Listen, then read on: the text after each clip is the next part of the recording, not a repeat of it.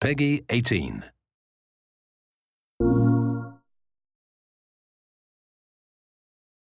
My name is David Hughes and I'm a disease biologist. I study infectious diseases and I'm an assistant professor of biology and entomology at Penn State University. So the premise of the game is that we have a disease jumping from one organism to another. If we take a step back and look at all the diseases that we humans have, we find that 60% of those diseases have indeed jumped from animals. We're constantly moving across this border between the human world and the animal world. And as we do so, we invite parasites to jump that border. AIDS is the classical example. It jumped from being in a chimpanzee, where it doesn't seem to be particularly virulent or dangerous, into humans. Consequently, 75 million people have become infected by HIV, 35 million people have died. And there are many more examples besides that. The classical example is the 1918 bird flu. After the First World War, this killed more individuals than the First World War itself. That jumped from an avian source into humans.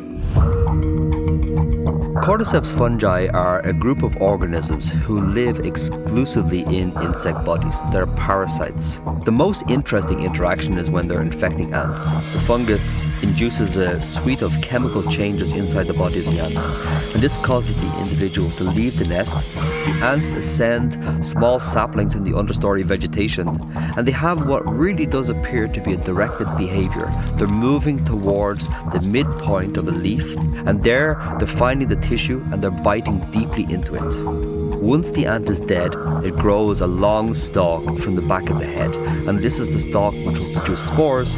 And by dying above the ant colony, what is essentially happening is that the fungus has invented a sniper's alley of infection, where spores are being hurled down on top of them, and this is how the infection reoccurs in the society. So the essential question is, could this cordyceps fungi be a problem for humans?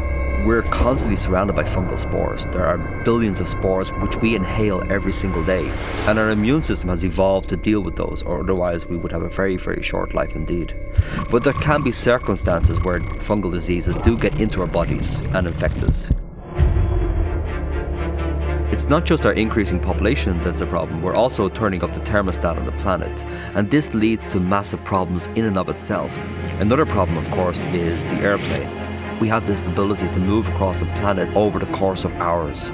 We see this in a classical example, which was this SARS outbreak 10 years ago, where we had a disease traveling from Hong Kong to Canada and then throughout the world on a very, very short timescale. So what we're doing with this world is we're creating a place which, in the immortal phrase, is hot, flat and crowded. And these unholy trinity are working together to lead to ever-increasing diseases. And that's a problem for us. So in the game we see the human population being eradicated by a parasitic organism. Could that happen? In our sanitized, urbanized world, we probably think that it's unlikely. But if we look at the world through a historical lens, we don't have to go far until we see these massive population crashes. In certain parts of Europe during the bubonic plague, which started around about the 1348 and then lasted for about 600 years, we see massive population crashes, as many as half of the people dying. So it really doesn't take much imagination to think a really heavily populated city such as Mexico or New York City of some infectious organism getting in there. And if it doesn't reduce our population considerably, it will at least create massive panic